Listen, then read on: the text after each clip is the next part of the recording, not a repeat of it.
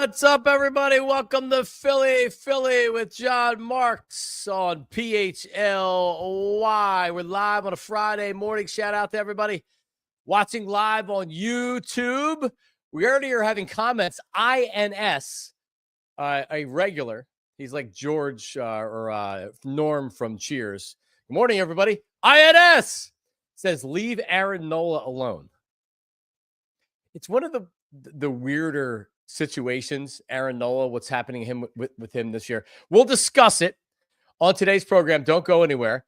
And good morning and shout out to everybody else that watches live on YouTube, commenting, getting involved in the show. So I want to try this today. So two things. Last segment of the show, we are going to do questions, comments, and suggestions. So because we're home today, Tyler also joins us. He's back. He'll join us coming up in a second.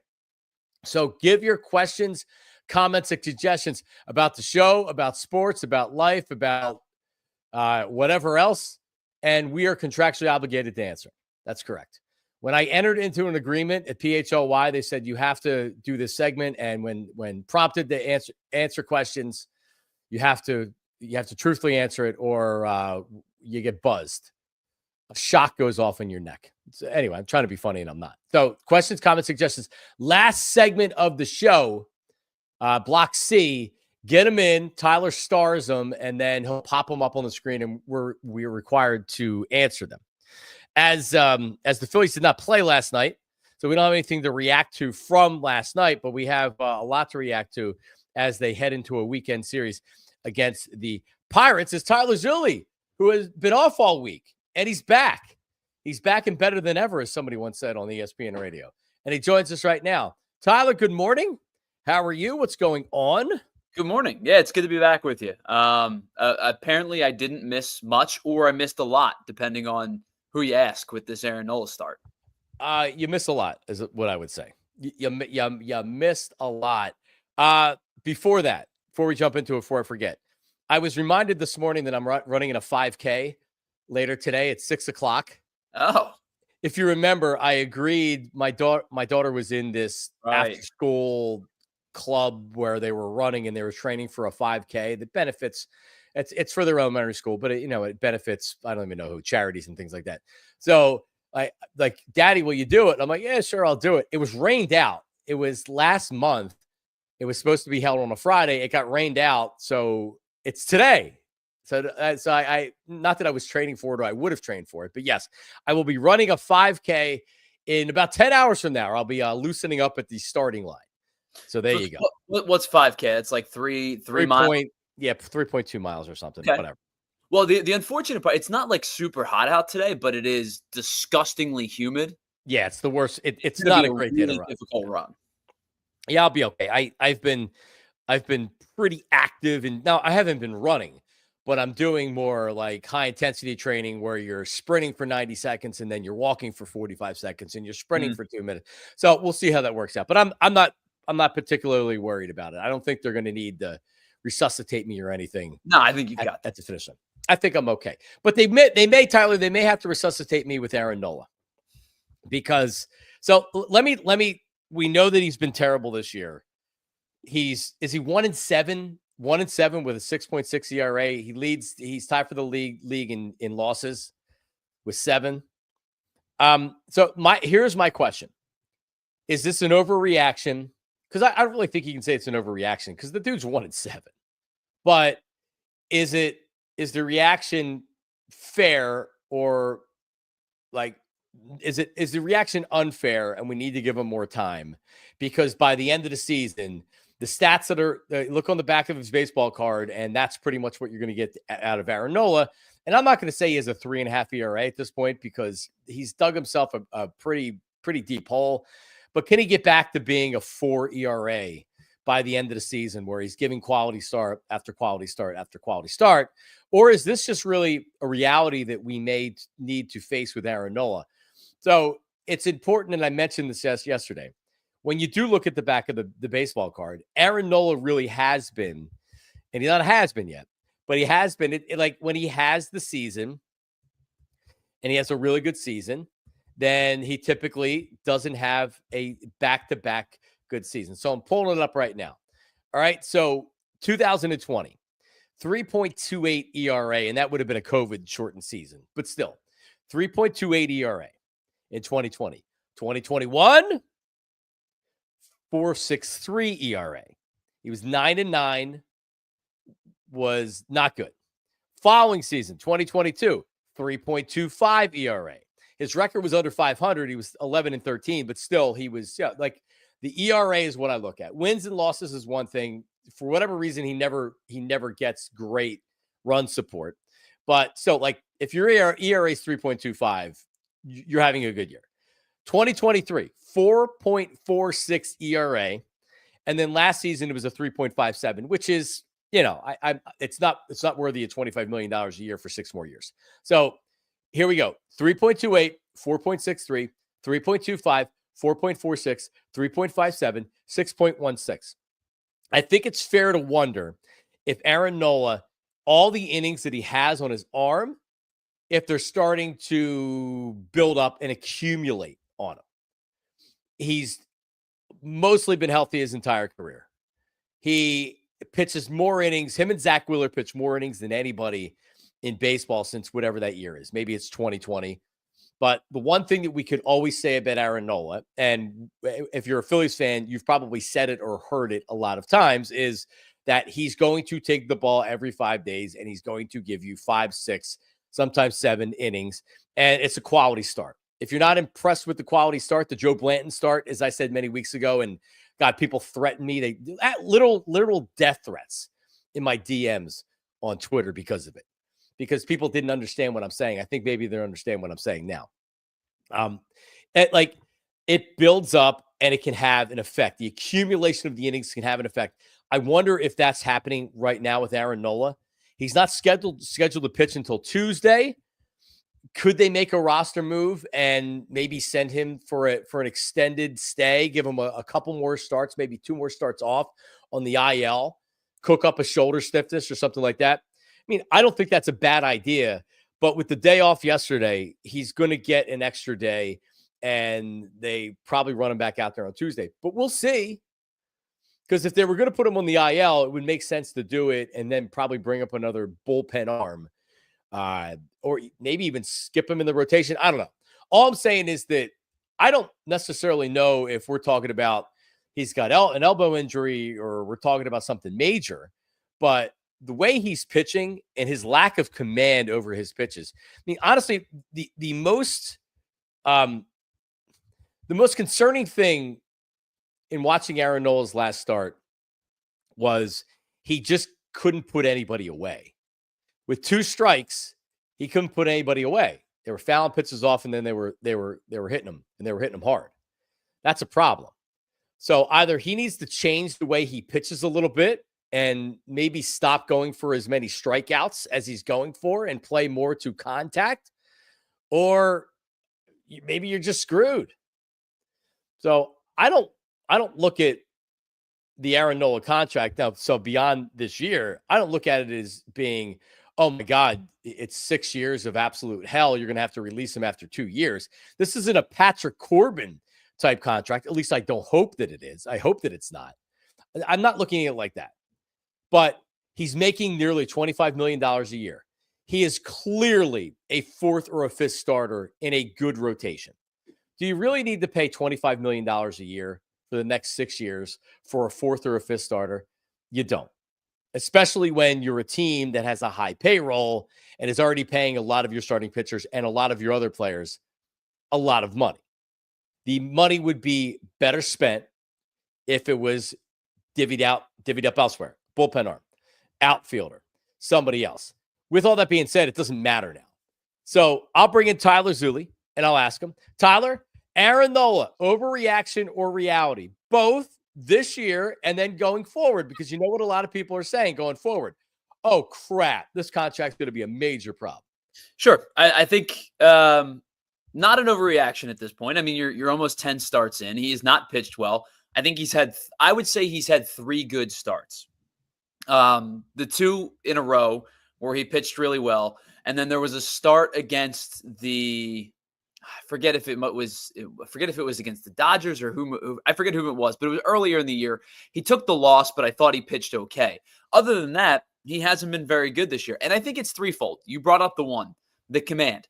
The command is worse than it's ever. He is a pinpoint type of pitcher because he doesn't throw particularly hard. So he kind of has to be a command guy, right? Run the two seam, break the knuckle curve away, spot the fastball type of pitcher. And the command hasn't been here this year.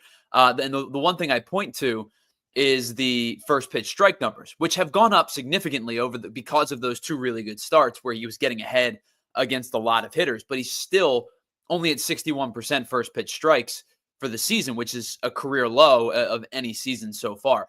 The second thing to me is the fastball, and you can hear my dog. Apologies.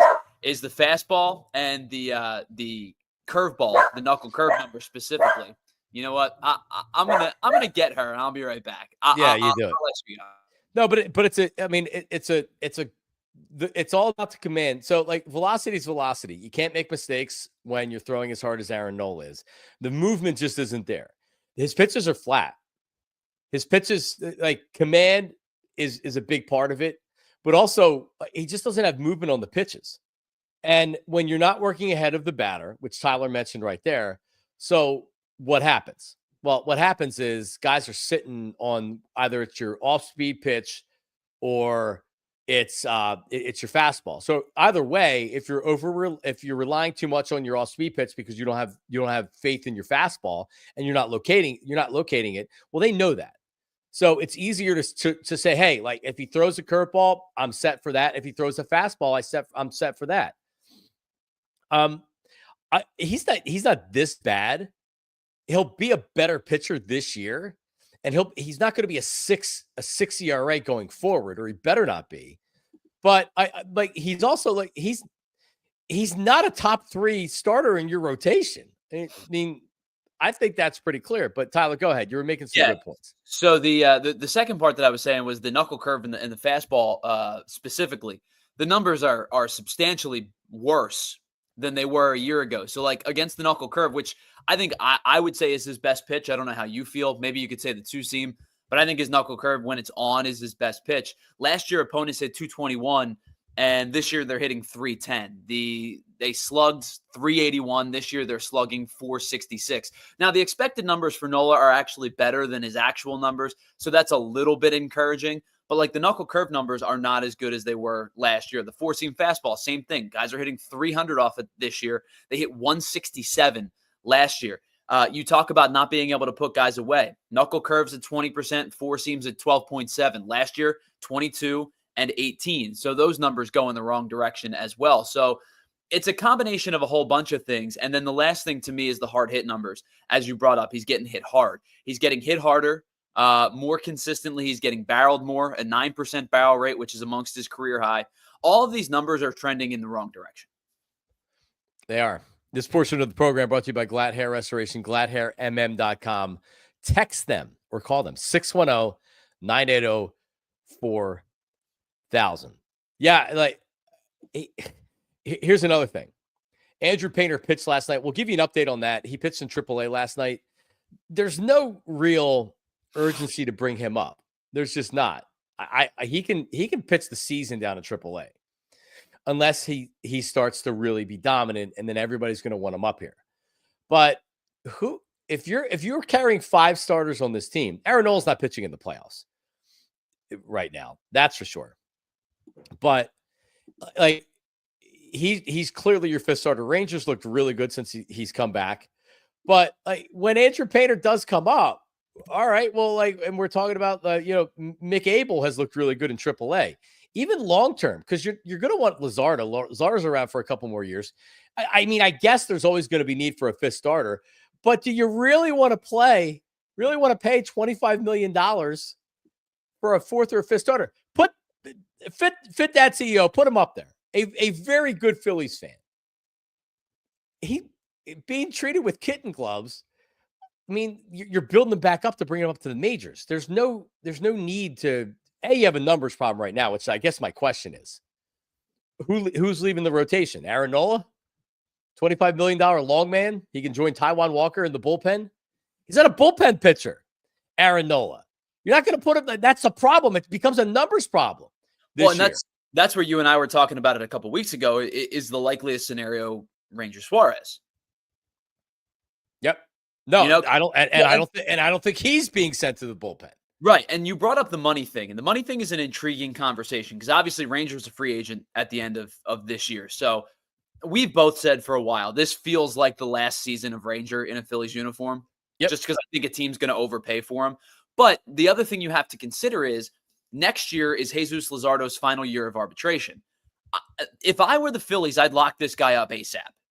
He's been nothing short of excellent for them. He's been so darn good since they've acquired him. And there seems to be no slowing down. There seems to be no fatigue or issues with the injury from a season ago. He's just been really, really good. And I think the longer you wait, obviously, kind of like the Kyle Schwarber conversation, the more expensive Jesus Luzardo becomes. But you do have to have that conversation probably soon because he's going to go from making $8 million this year to probably 12 or 13 next year to probably 25 in the following season. At least. Yeah, I mean, if Aaron Nola is worth $25 million, the Phillies are giving out contracts left and right. Oh, geez, man. It is Nola. He just, his stuff doesn't play as he gets older. It just doesn't.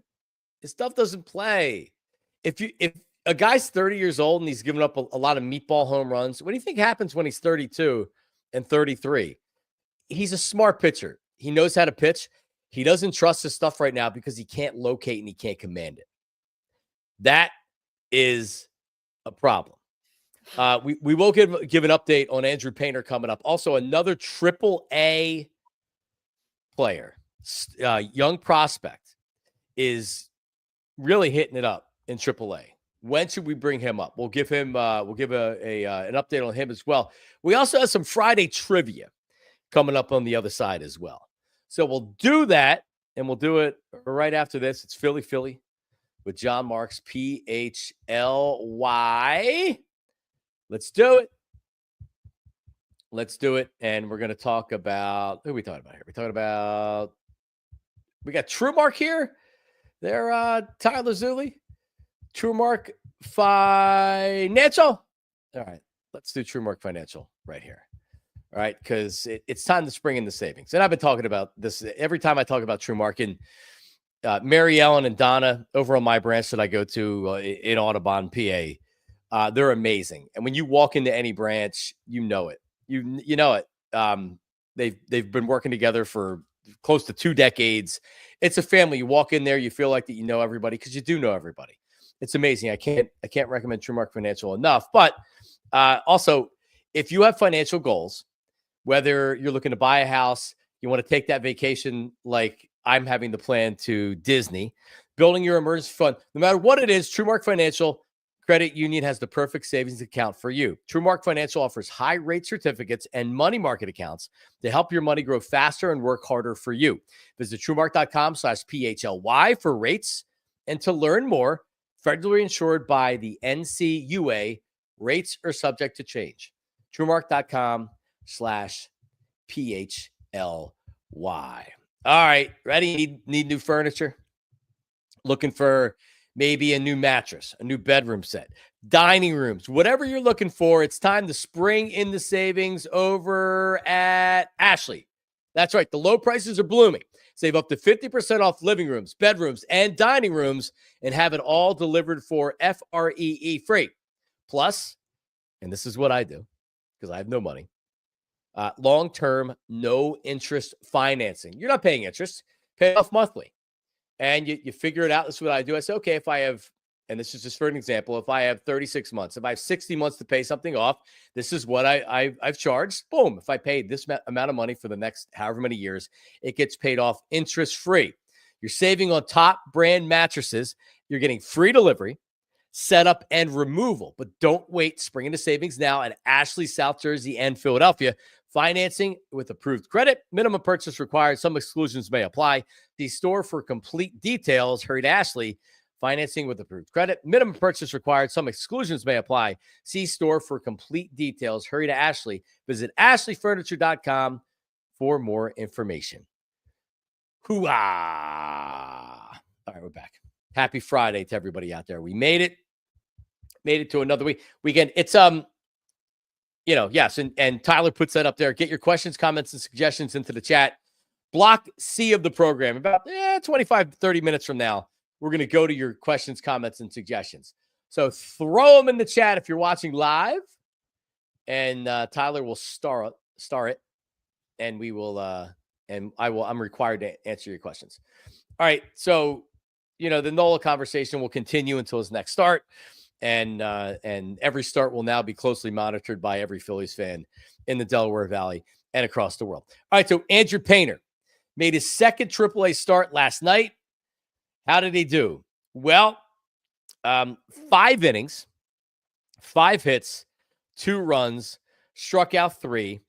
The stuff looked good. I didn't watch the game. I watched a lot of the game. It was actually, I think last night's game was available. If you go to MILB.com, they offer play-by-play on select games for free every night. And the last time he pitched, you were able to watch the game free. And I caught a good piece of it.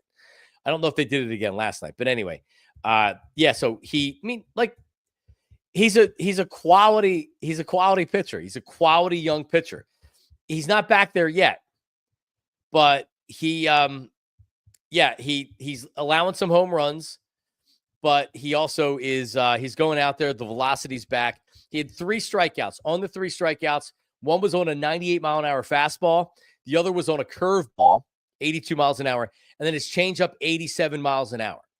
The curveball, I was told, is a little bit more of a sharp curveball now. Maybe that's not what it was. I think he's added a 4th pitch. But yeah, so he used to throw the slurve, more of a slurve, like a slower curveball or like a sweeper almost. But that is not the so like he's looked good. He's looked good. And it's another good start. He's also not dominating. So there's no reason him coming back from Tommy John. I know that they've really had the kid gloves or the kitten gloves, as Fit That CEO said. There's no reason to rush him. Let him get another start. If he's pitching 7 innings and he's starting to dominate AAA hitting, which I saw Aaron Nola do at about the same age, which I saw Cole Hamels do at about the same age, then now you can start to have conversations is, okay, well, when he comes up in August or he comes up in July, what do we do with him? The Phillies have been on the record as saying they want him to go into the rotation. That doesn't mean that they can't change their mind based on the situation they're in right now.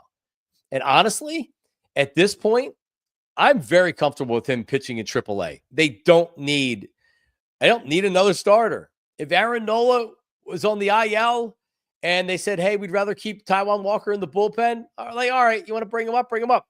Mick Abel is also deserving of getting a shot in the big leagues the way that he's pitching this year.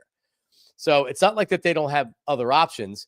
I'm comfortable with the progress that Andrew Painter has made, and I don't need to rush him up because we want to and need to rush him up. Tyler Zulli, your thoughts on Painter and his impending or when could we expect to see him?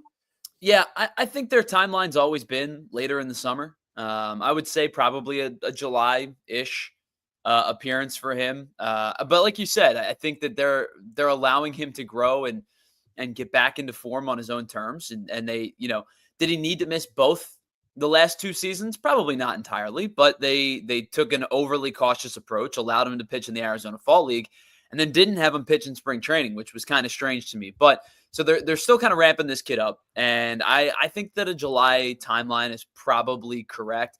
I talked about this with Pat Egan on Tuesday about like when we kind of see some of these guys who are knocking on the door.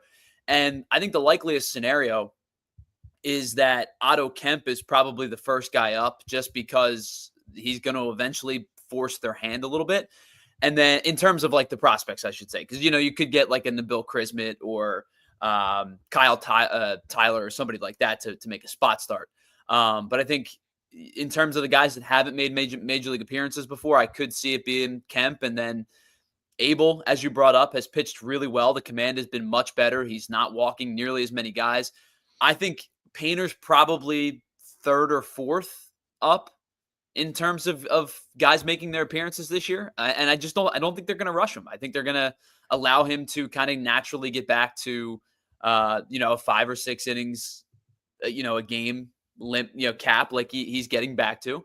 And I don't think they want to rush the process because I think they really do truly believe this kid is a front of the rotation type of starter. Oh, for sure. And we don't know this. We don't know. There's a difference between being like, I don't think Aaron Nola is going to need Tommy John surgery or anything like that. But pitchers pitch through pain and fatigue and things like that all the time. And you wonder if 10 days on the IL after having a little bit of a longer break here wouldn't be so bad for Aaron Nola. Yeah, I could see a phantom injury popping up at some point soon. This tends to happen with starters who struggle. And, I don't know if it's a mechanical thing or I don't know if he is truly dealing with something in terms of injury.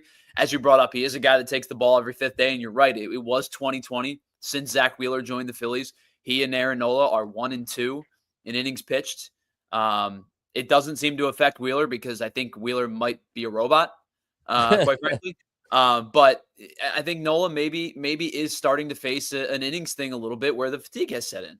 But you remember this, and this has happened, I think, twice with Wheeler. He got fatigued towards the end of the season, and they actually put him on the IL to kind of get him a little bit juice for the playoffs. I think it happened 2 years ago. Now, we're in May, but still, and Nola's probably the type of guy, as Wheeler would be as well, that just doesn't say anything. And Nola barely says anything. I'm sure they're asking him, how you feeling? But sometimes instead of asking, you just need to tell him, hey, how about we just give you a little bit of an extended rest? Let's shut it down for a little bit and let's, reevaluate. Let's get you a bullpen next week and see if your stuff looks. His stuff isn't sharp. He's not crisp. Everything, like, you can look at velocity. There's a difference between a 90-mile-an-hour fastball that's flat and a 90-mile-an-hour fastball that has movement and has life to it. His stuff has no life to it. You talked about his knuckle curve before. When he's on, that knuckle curve really has movement, and he gets a lot. Was it 2 starts ago that he got a bunch of strikeouts, and he was sharp with the knuckle curve. Yep. He just hasn't had that sharpness to him enough. I think, I talked about it with Zach Wheeler. Now, in 2 entirely different scenarios because Wheeler's still throwing 97, 98 at times. But Wheeler throughout his career has dropped his arm slot. And what the drop in the arm slot has allowed him to do is elevate the fastball because it runs. That works because you throw 97 or 98. If you're dropping your arm slot and you're throwing 90, it's really not going to change. You're not increasing velocity. So with Aaron Nola specifically, as you brought up, the knuckle curve needs the dance. And the 2-seamer, the 2 starts ago, he threw perhaps the single best pitch that I've seen him throw this year. It was a 2-seamer on the hands. He ran it back on the hands of a lefty, ran it back over the plate, got a called strike 3. It was a really, really good pitch. I can vividly see it in my head still. But I think when his 2-seam's not sharp and when his curveball's not sharp, they don't shape well. It's like you could tell when the curveball's not shaping well, it's not that sharp break. It's not that downward trajectory. He's trying to throw it for strikes, and instead of either, backdooring it to a lefty or, throwing it away to a righty down and away, he's wrapping the plate with it. And when he's wrapping the plate, he's going to A, run his pitch count up, B, he's not going to get a lot of guys to chase, and C, when he does find it in the zone, it doesn't have all that movement. Right. Yeah, meatball. And I mean, he was... Man, 3 more home runs in his last start. All right, so more positive notes. Justin Crawford, I think he's the number 4 prospect of the Phillies now.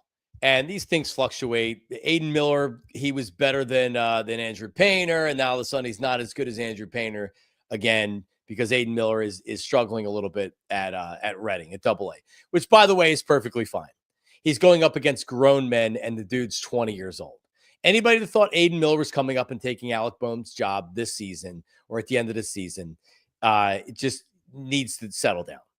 Let the kid develop. He's going to be fine. All right, but Justin Crawford's 21, and he's playing in AAA. And what he's doing at AAA, and not only is he because he's 21 turning 22 in June, is different than he's 21 turning 22 in January. Yeah, January. So he more or less just turned 21. Former first-round draft pick. Last night, he hit his first home run in AAA. He's not a power guy. Here it is. Tyler's going to play it right here. He's not a power guy. I mean, really, he's more of a ground ball guy who is developing power with hitting in the gaps and, like being a line drive hitter a little bit. You can play it, though. You can go ahead and play it. Swing. Over me. There it is. They're in Syracuse last night. Great aesthetics in the ballpark right there. Out of here. There's Justin Crawford. So in 152 at-bats this season, he's hitting .315. And again, I want to point this out. He's 21, and he's in AAA. And when you're in AAA, you're facing most of the guys you're facing, pitchers you're facing, have major league experience, have pitched in the major leagues. A lot of them have pitched a lot in the major leagues. So batting .315, 10 doubles, 2 triples. He had the home run last night. He is striking out way too much for the type of player that he is. He has a 23% strikeout rate in 152 at-bats. That's a lot for a guy that has zero to little power, but it's also okay because he's 21. The question is, at what point does Justin Crawford come up to the big leagues? Because Brandon Marsh is back, but he's kind of like, no one really wants to see him in there. It feels like he's more of a backup now. Kepler's been good. He hasn't been great, but he's been good.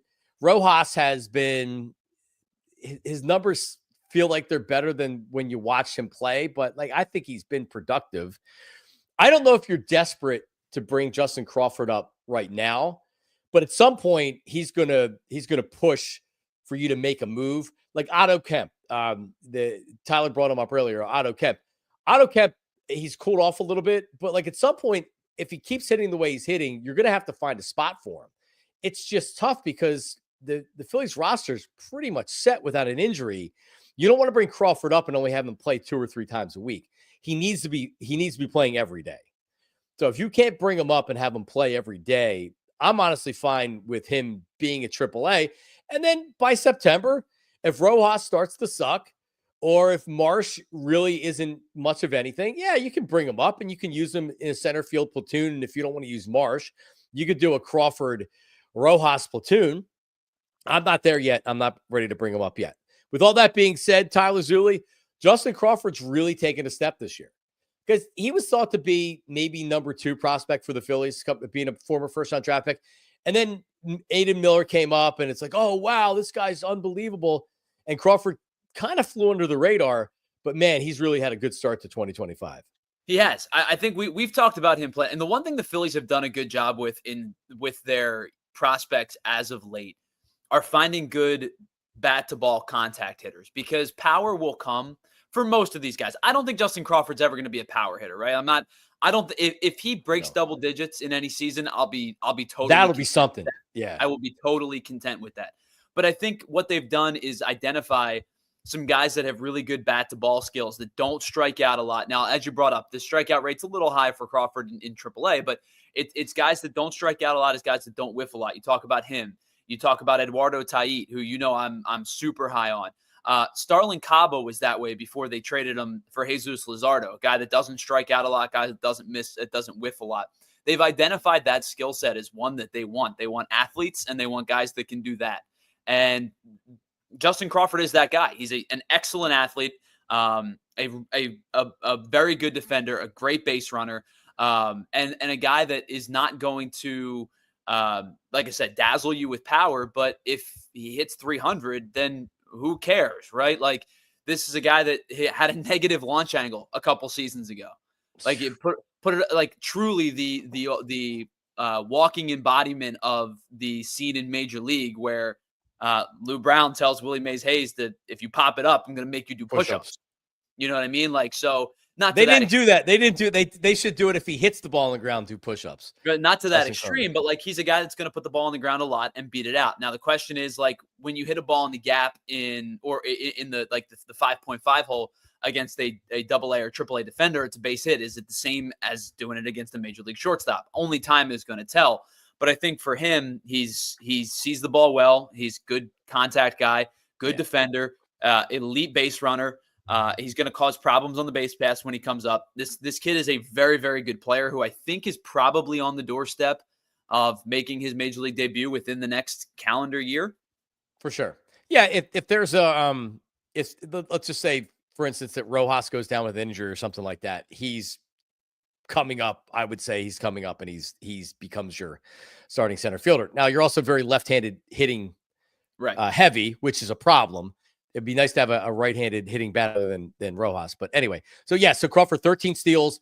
He has 2 triples and 10 doubles. So he may not have the home runs, but the extra base hits, especially if he's your leadoff hitter or he's hitting he might even be a 9 hitter when he first comes up, just because of the lack of power. But that's a turnover guy at the bottom of your lineup. That's the exact type of guy, young kid who can provide a spark down at the bottom of the lineup for a veteran team. That might be exactly the type of guy they're looking for to hit 9th in this lineup, right? Turn it over, send it back to Stott, who sees a ton of pitches, send it back to Turner, who's hitting the ball well, and then you get the meat of the order. Like, that might be exactly the type of guy that you want hitting 9th for this team. Yeah, Crawford's approach to the plate is very good. Even though he has the high strikeouts, he's not a guy that's just up there swinging like you see a lot of good guys. So, like, he will see a lot of pitches as well. All right, it's Trivia Friday. If you subscribe to PHLY Daily, Rich Hoffman Jr. or Rich Hoffman, he's going to be in next week. Actually, I have Monday and Tuesday off. He's going to do one of the 2 days. He does an unbelievable job. PHLY Daily. You get it at allphly.com. It's free, delivered to your inbox. It's essentially the sports page, the old Philadelphia Daily News sports page when it was at its best, the back page. That's what Rich is giving you on a daily basis for FREE free. He's been slacking a little bit with the trivia because he's been off and then we've been busy with a bunch of stuff. So he launches a Trivia Friday. And Tyler, I'm going to you. I'm putting you on the spot. And don't cheat. And we're also going to put the chatters. So chatters, get ready to answer the questions. All right. So question number 1, and this is a Sixers question. In honor of Dylan Harper and Ace Bailey, the Rutgers players that could be drafted by the Sixers, and I'm reading from Rich. I went to look up Sixers who also played at Rutgers. Unfortunately, not a very good list, but there was a Sixers head coach who played at Rutgers. Among Sixers head coaches who held the job after 2000, matched the coach with the following alma maters: Boston University, Illinois State, Marquette. This is really tough. All right, who's the coach? All right, let's do the easy one. Marquette is Doc Rivers. Yes, Illinois State. Since when was it? 2000? Yeah. Oh, geez. Also the number 1 pick by the 76ers. Oh, Doug Collins. Boston U. This should be easy. That's Brett Brown. Carolina. North Carolina? Yep. I just love the kid. I'm just trying to teach him to play the right way. Larry Brown. Okay. Northern Iowa's Nick Nurse. Rutgers. Oh, not this guy. Jordan. Yes. Jim O'Brien was St. Joe's. Chris Ford was Villanova. There you go. All right. Question number 2. Rick Tocchet is the new Flyers coach. Tocchet played for the Orange and Black from 84 to 92, and then again 99 to 2002. 6 Flyers head coaches that Tocchet played for in Philly. 3 in each stint. Who are they? Gosh. I knew the first 3. I'm going to do horrible at this. That's okay. Give me the last 3. So from 99 to 202. Gosh. I may not get a single one. Number 1 was Roger Nielsen. Okay. Who he got cancer, and then Terry Murray took over for him. Or was it Craig Ramsey? It might have been Craig Ramsey that took over for him. Roger Nielsen, Craig Ramsey, and then Bill Barber the second time around. His first coach, Mike Keenan, he took them to the Stanley Cup playoffs numerous times. I should have gotten Mike Keenan. That's bad on me. But Paul Holmgren, and then Bill Dineen. Good old Bill Dineen. Kevin Dineen's dad. All right, there you go. Tough ones, but if you're a fan of the organization, you probably knew that one. All right. The 76ers have kept the number 3 overall pick 3 times in their history. Can you name the 3 players they drafted? Number 3 pick. All right. And chat guys, let's see your answers here. Let's see. Joel Embiid was 3, right? Correct. So Joel Embiid is probably the most recent. Is one in the 90s? One in the 90s before Iverson, and one ended up correct, Jerry Stackhouse. And the last one was a bust, B-U-S-T bust. And it was process error. Oh, Jahlil Okafor. Big Ja. Yeah. Who I had the finger wagged at me so many times that said, he rolls out of bed and gets a double-double. And well, I remember like he was appointment TV. I think they played the Sixers or the Celtics, on opening night, his rookie year. And I remember him checking into the game and being so excited. I was in college. I was watching with my college roommates. Yeah, me too. And it wasn't. It was not a. It was just one of the like he would have been great. I think in the 90s. Although I don't know if he would have been able to match the physicality, but he at least playing that position. No, that's a great point because he did. He had the low post. He had the low post game, but he would have gotten crushed because it was a physical game in the 90s. I think he's still playing in the G League. He was with Detroit's G League team for a while. Jeez. All right, last question. Kyle Schwarber's tied for the NL lead in home runs with 15. He led the league with 46 homers in 2022. Who are the other 3 Phillies who have led the National League in homers since 1950? And they are all modern players. I'll give you that hint. Ryan Howard. Correct. He did it twice. 8, I believe, in 06 or 07, maybe. I would have to assume Mike Schmidt's on the list. 8 times. And then all modern players, you said? Yep. A couple of people said, did Tomey do it while he was here? Correct. I wasn't sure, but a couple of people said him in the chat. So Jim Tomey. I think it was the last year at Veterans Stadium. And then you remember Jim Tomey got hurt. Ryan Howard came up, and it was like, oh, Jim Tomey, we're going to have to trade you. Yeah, this kid's going to be generational. So sorry, buddy. He had 47 home runs in 2003. So, yeah, that would have been the last year. Or did 2004 was at the Vet? I think it would have been the last year at the Vet, right? And then 2004 was Citizens Bank Park, I believe. 47 home runs and 42 home runs. Only 3 years, and he got traded in that offseason. He got hurt in 2005. But, yeah, he had 47 and 42 in his 2 full seasons with the Phillies. That's pretty good. Yeah. And I've said this before. I think he is such an important piece to the Phillies' last 20 years. Because he was the first, like really the first guy to be like, yeah, I'll come play for Philly. I want to play in Philly. He was a free agent before Bryce Harper, before Zach Wheeler, before Trey Turner. Like, it was a team that didn't want to spend any money. You and I have talked about it plenty. They went out and opened up the checkbook for a guy like Jim Tomey, and Jim Tomey wanted to come play here. I think he was so paramount to the last 20 years of success. You know, new ballpark, a new face of the franchise, and a guy who chose to play in Philadelphia and made it kind of a market to play here. Yeah, he was under.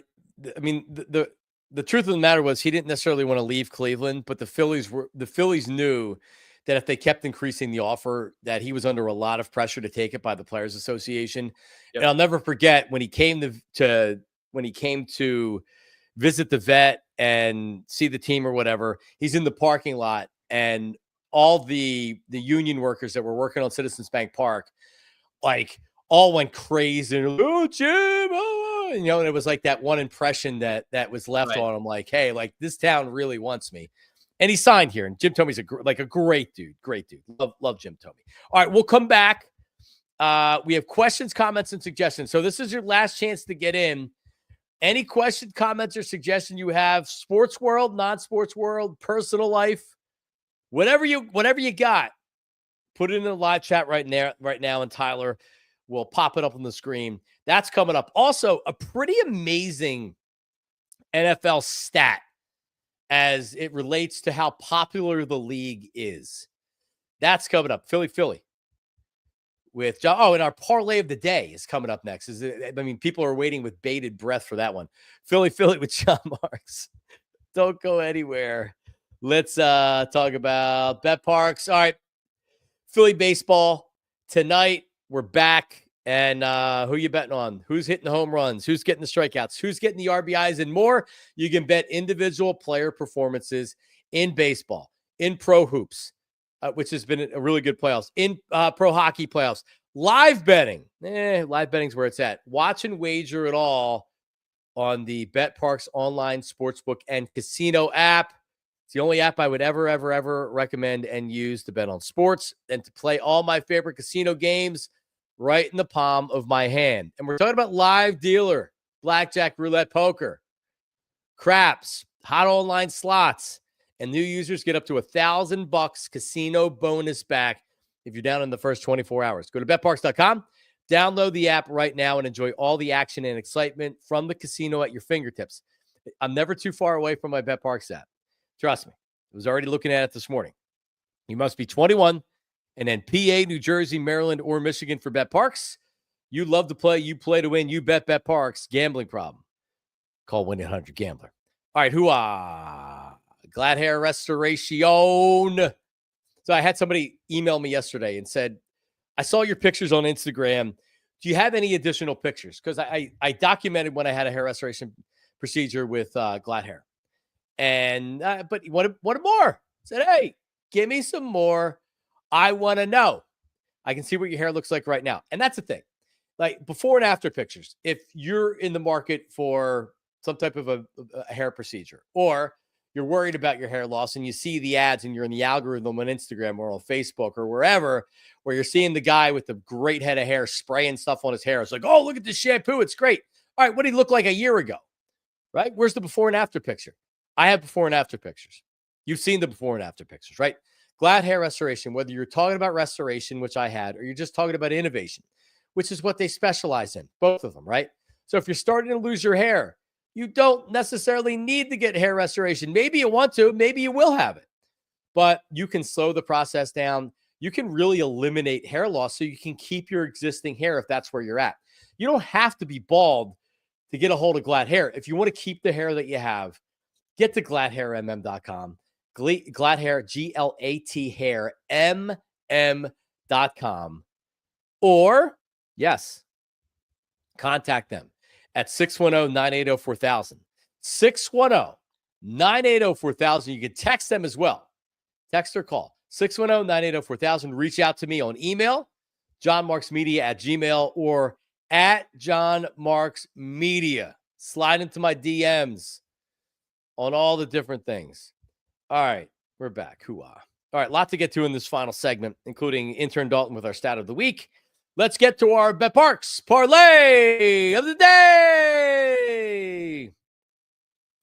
All right, so Tyler, you've been off all week. I've got off the schneid a little bit. Not really. I have had a winning. I was doing a lot of I got one win and I got one loss. Okay. I hit Rick Brunson and another player over on one of the playoff games. And then I went Derek White over, and he was unbelievable. And then Jalen Brunson got 5,009 minutes in the third quarter, and his points didn't go over. He fouled out. He got 5,009 minutes, the first 9 minutes of the third quarter. And he took him out. Actually impressive. Because the league has star players like that. They're like, oh, he's got 5 fouls. Let's not call anything on him anymore. So to foul out in the span of 9 minutes is really impressive. He had no fouls to start the third quarter. He got 5 fouls, and he fouled out in the fourth quarter. But still, he had 17 points when fouling started, and he didn't anyway. So I'm still bitter about that. That doesn't actually count as a loss, or it shouldn't count as a loss. But what do we got, Tyler Zuli? Let's get off the schneid tonight. Yeah, let's do it. BetParx Parlay today. I am going to go to the Maple Leafs and Panthers game today. The Leafs were up 2-0 in this series. It's now 3-2 Panthers. I think the Panthers win tonight, but I'm not going to take that because the money line is now swung all the way to minus 250. So clearly Vegas thinks the Panthers are winning this game tonight as well. I'm going to go to a specific player prop. I didn't even know you could do this. Did you know you could bet shot totals for a specific player? No, I apparently you can. You can bet the over-under on how many shots a player is going to have. I'm going to go to Sam Reinhart from the Florida Panthers. Last 3 games, he's had 7, 6, and 7 shots on net. And his over-under somehow still in this game is 2.5. Now, you have to I think you get it at minus 157 was the last time I checked. But it's still just 2.5, and it is still 157. He had, like I said, he has almost 20 shots on net in the last 3 games. Something I'd be stunned if he doesn't get 3 in this closeout game, and what I believe to be a closeout game. So I do think the Panthers win today. I'm just not going to jump on it because it's too much money. It's too much money to lay, but I am going to take the over Sam Reinhart 2.5 shots on goal at minus 157. Over Sam Reinhart. I love it, man. All right, so I have the Phillies winning on the money line. Ranger Suarez tonight. Andrew Heaney is a better than quality starting pitcher for Pittsburgh. Rangers look good since coming back. This is one of these series where I need a sweep. I need a sweep. Pirates made a managerial change, which oftentimes gets an immediate kind of bump. But I feel like that will have worn off. So I'm just going to take the Phillies on the money line. 100 pays 136 tonight. I almost feel bad for Derek Shelton in a way. Same thing with Bud Black with Colorado. Like, your ownership. Who's winning with that team? Yeah. Now, granted, like you don't get to survive 6-33. Like, I understand why the Rockies fired Bud Black. I do. But even Paul Skenes said it the other day. I think you guys played it the other day. But it's basically like, you can't fire the player, so we fired the manager. Like, this sucks, and we're playing like crap. It's on us, but somebody had to go. The Rockies lost 21-0 and have the worst run differential since 1950, or on pace for it.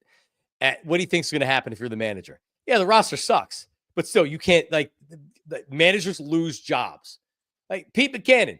Was it Pete Buchanan's fault the Phillies weren't playoff contenders? No, of course not. But the managers run their course. I couldn't believe Bud Black was in Colorado as long as he was. Mm-hmm. He's the all-time winning manager of the franchise.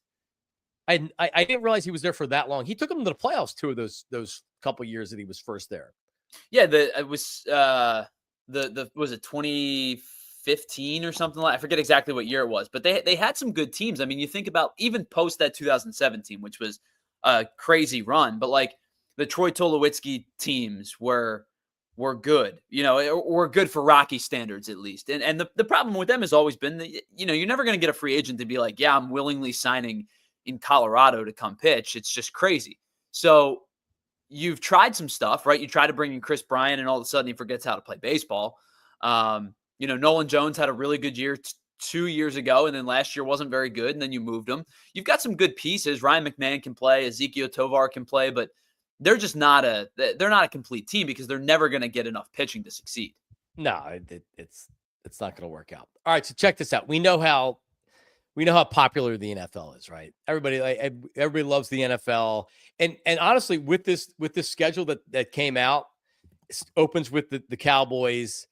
This may be record-breaking ratings this year for the NFL, which is crazy to think that that's possible. Okay, so every year at the end of the year or whenever, they come up with the top 100 television shows, whether it's broadcast TV or cable, the top 100 shows of the season.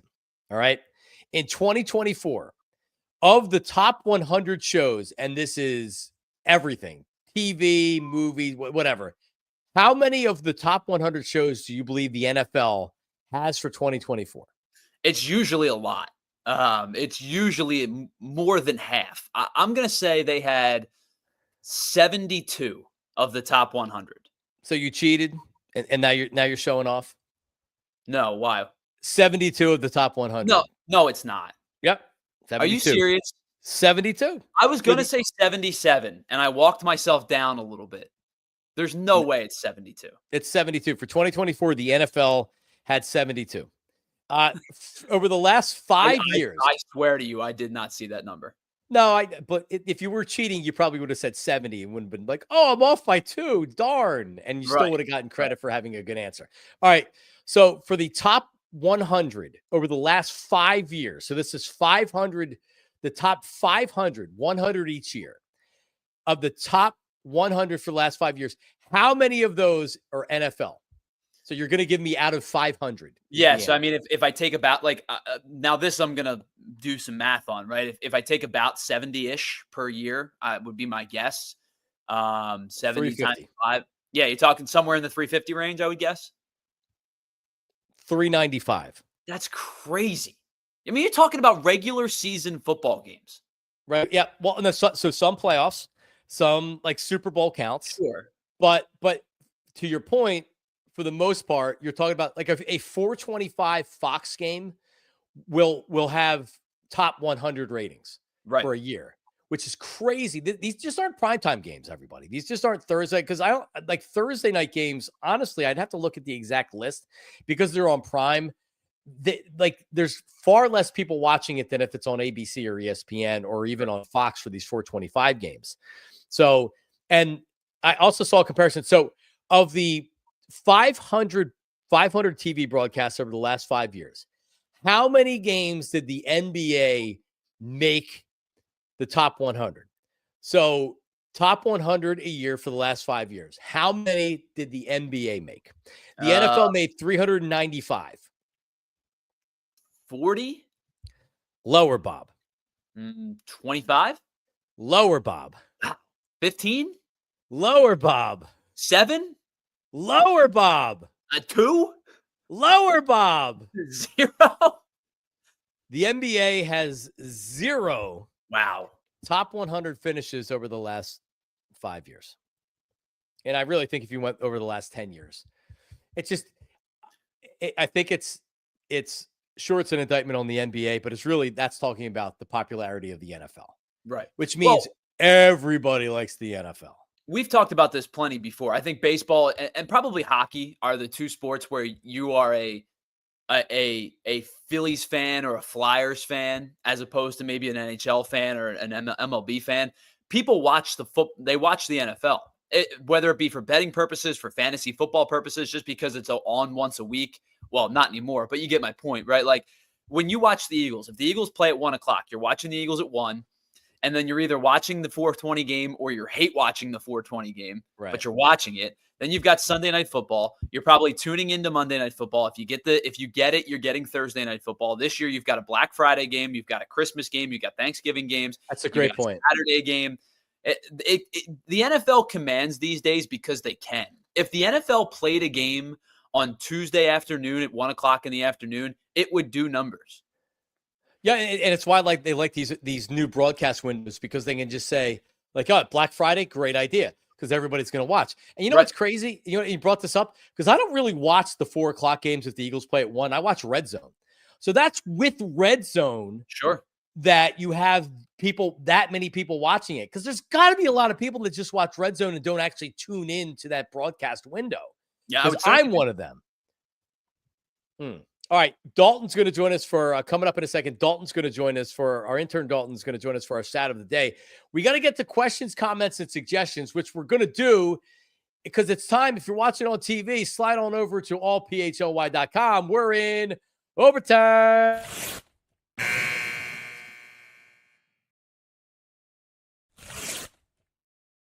All right, Tyler, what do we have for questions, comments, and suggestions today? All right. So let's start with this one from Tom. Tom says, is Sea Isle really the best short town? Also, good luck with the 5K, but is Sea Isle the best short town? Man, I mean, I had a period where we went to, because I am the typical Philadelphia family that we do 1 week down the shore every year. And sometimes, like, we were doing 2 for a while. Like, I would do a separate week with my parents, and we did a week with my wife's parents, which is a lot, and it's very expensive to do that. But when you have young kids, there's like Sea Isle just doesn't make sense for me. They love the boardwalk, they love Ocean City, even though they just closed friggin' Wonderland. But yeah, Ocean City to me is our short town. I love Sea Isle. I would go to Sea Isle every year. You know, like a lot of people like Wildwood. I'm not one of these, debaters on the best shore town. I think all the shore towns are awesome. And the Delaware beaches as well, Tyler Zulli. I lived in Dewey Beach, Delaware for 2 summers, which was a tremendous place to live. I lived in Lewis for a year. So really? I know exactly. Yes. That was my first job out of school, was down in Lewis, Delaware. I worked on the boardwalk in Rehoboth, making French fries, Thrasher's French fries. I worked. Very familiar with the area. Oh man, I love Delaware beaches. Much different than the Jersey Shore, and also kind of a pain in the ass to get to because there's not like say expressway, boom, you're there. But yeah, it's pretty much one route, and if you hit traffic, it sucks. Yeah, it's bad. It sucks, but it's cool. All right, next question. INS says, what DIY project are you looking forward to, and what project do you think more people should do? DIY, what does that stand for? Do it yourself. I was kind of making fun of myself. Yeah, there's no DIY projects. What I need to do is I need to clean out my basement and I need to clean out my storage. So that doesn't necessarily, that's not an answer to your question, but there is no do it yourself project. I have so much crap in my garage.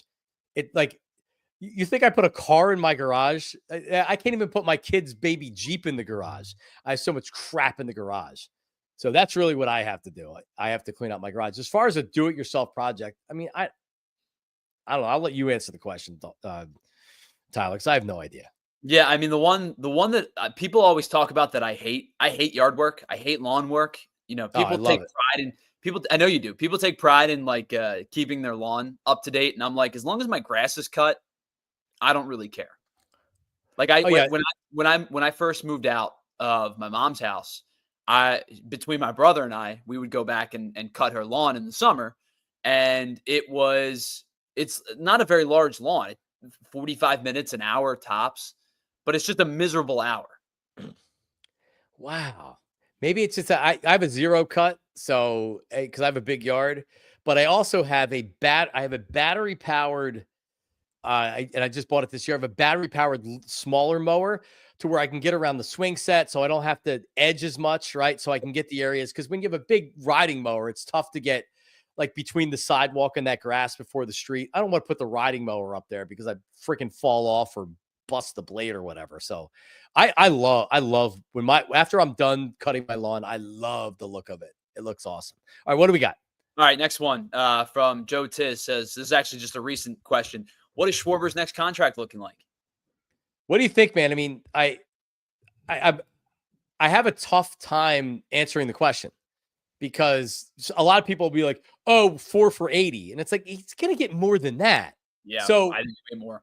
So here's my question. How many years is he getting? I think 4 is probably what it's going to be. 4 for 120. I'm in. I'd sign it tomorrow. So, because I think he's getting more than that. No?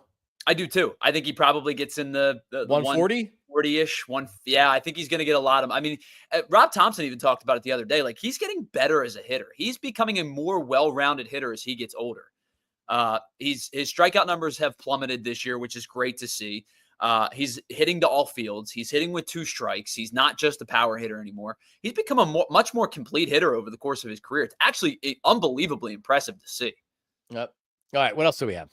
All right, last one here. This one from K-Red, and K-Red says, John, what's your favorite bird?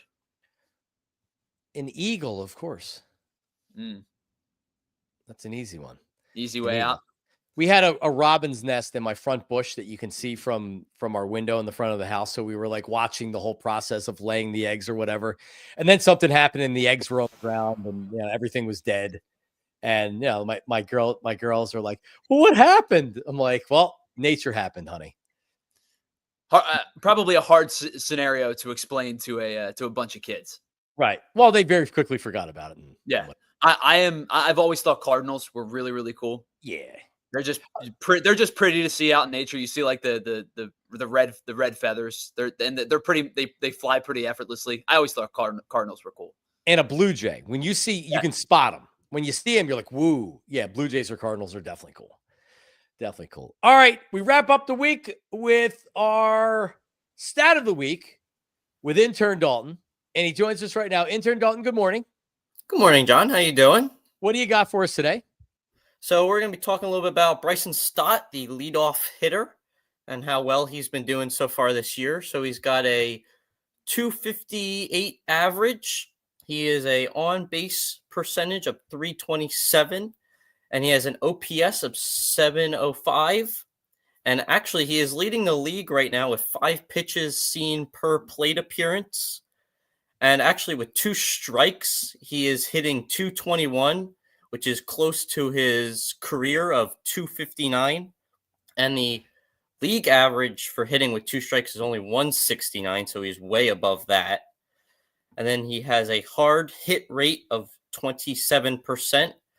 And actually, he's putting the ball in play a lot more. And on those batting His batting average with those balls in play is .310, and he is hitting to almost all fields, and he hits a lot to center. He has a 55% hit rate to center this year. Yeah, it's really interesting. Beginning of the season, we thought the lineup was going to look a certain way. Like, oh, well, Schwarber's not going to be the leadoff hitter, but Trey Turner, and then who's batting second? Meanwhile, Stott very comfortably at the top of the lineup, and Kyle Schwarber thriving. Remember, we didn't think Schwarber could hit anywhere but leadoff, and it's like, well, sure, we'd love to have him as the cleanup hitter, but he can't hit cleanup because he can only hit at the top of the lineup. He's mashing it this year at cleanup. He's protecting Bryce really well while you have Trey and Stott getting on base a lot more, so that way they got Harper and Schwarber got more opportunities for RBIs. Well, Intern Daulton, thank you. Excellent stat. We'll talk to you next week, buddy. Have a good weekend. Have a good weekend, guys. All right, there he is, Intern Daulton. Everybody have a great weekend. I'm off a couple days at the beginning of next week. I'm headed to a water park with not only the family, but like they're like their school friends and the parents that we're friends with. So we will all be going up to a water park and staying for a couple of days. So wish me luck and say a prayer or two for me, please.